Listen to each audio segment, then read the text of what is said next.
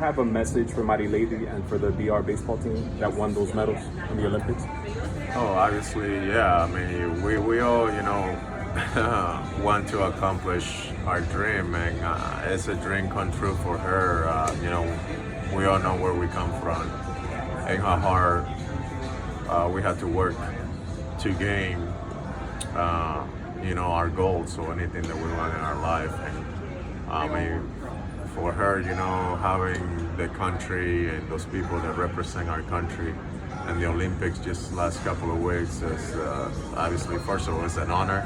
It's an honor to me to represent my country, even though I'm here in the United States. But every time I take that field, I take it to glorify God, my family, and knowing that I have a nation and a country like Dominican Republic that support me and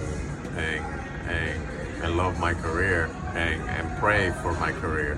So it was just a thrill for me to see her have the success, and the guys, and the baseball team to be able to accomplish, and the other guys that won medals too, because it is, it's a dream come true.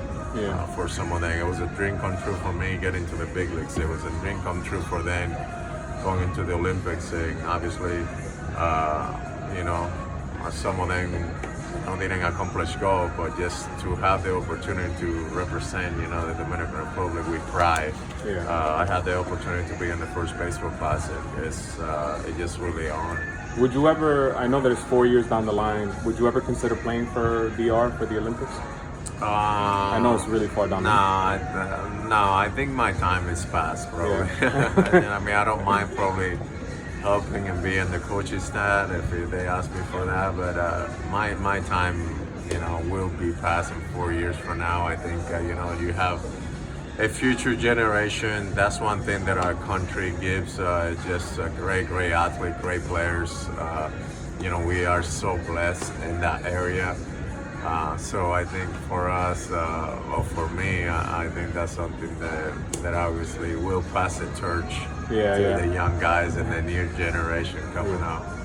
Okay, segunda pregunta. So you've won 3 MVPs, you're a 10-time All-Star, 2 World Series. I can keep going and going and going. Yeah.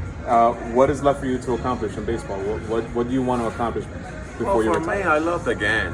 That's why I'm still playing. Yeah, you mentioned all those hard work, which is awesome. That's part of the gift that God's given me. But at the end of the day, I think it's taking advantage of the opportunity that God has given you, the talent, and go out there and perform. And that's at the same time too. I have a lot of responsibility. I have a lot of people, that follow me and want to be like Albert Pujols. So that is a big target that you have, and you have to really, kind of respect the game and kind of, honor the game, because you have so many people, that love you and want to be like you. But I think for me, it's winning another championship. That's what I'm here. That's what I love. And I think, that's what I'm still playing this game of baseball. I mean, I have pretty much everything. You said it. I have accomplished everything. But I think that the love that I still have and the passion that I still have for the game, that's what keeps me drive and keeps me going. That's awesome. When you decide to retire, whether it be this year or whenever you decide to do it, what do you plan to do after that? I don't know. I don't like. I'm one of those people that I don't like to really make any promise, or I don't like to really look for the future. I think one day at a time, my career, my life. As you know, the Bible says that our life is like numbers. We don't know if we're gonna be here tomorrow, so you have to rejoice and enjoy your day today. So I'm kind of one of those guys. I mean, I would like to get back to the game, just like always.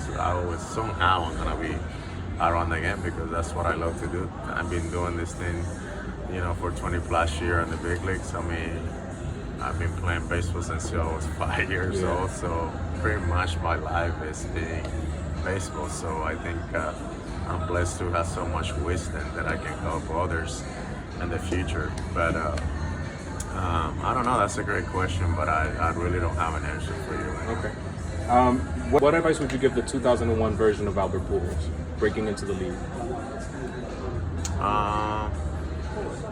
I don't mean, I guess having fun, have more fun. That's something that I I feel like this year that I've been doing, and I wish that I done it the previous other years. I think I had to take this game so serious. I think because how I have approached and how I take this game, that's probably part of the success that I have.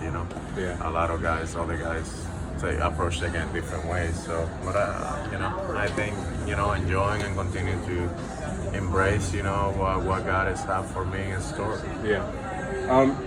Who's your favorite player to watch, and who would you consider to be the modern day Albert Pujols? Or it could be more than one. Yeah. I mean, nobody's more electric and fun than Fernando Tatis.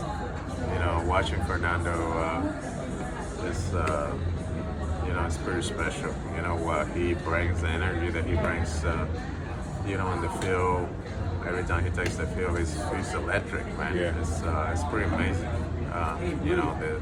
The success. Hopefully, he can come back and stay healthy, for the rest of the year. But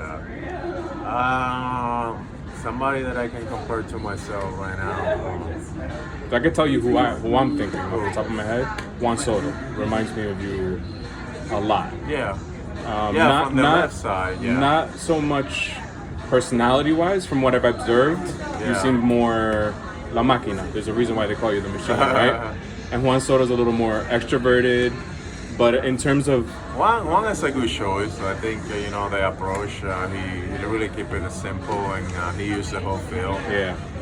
That's something that I did pretty well, especially early in my career. So I think, that's a great choice, and great player. I mean, what he's done and what he has accomplished so far in this game at such a young age is pretty amazing. Yeah. And what advice do you give to those young Dominican players who the sport, I think, is on the rise again because of those guys, Vlad Jr., Fernando, like you said, Soto. What advice would you give for those guys who are going to take the mantle for the next 20 years? No, just don't take anything for granted, guys. I think the main thing is sometimes with success, there comes a lot of responsibility in our life. Responsibility with God, with our family, with our job. So I think sometimes, we kind of take that for granted. So just remember how hard we work to get to where we are, or where you guys are right now. In the future, you guys are the future.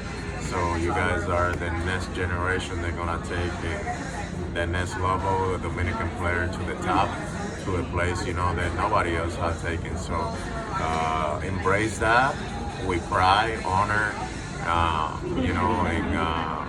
and just the best of luck, to the new generation that is just to come. Muchas gracias, Albert. I really appreciate you taking the time to talk to me. Pleasure to meet you. Okay. Good luck, man.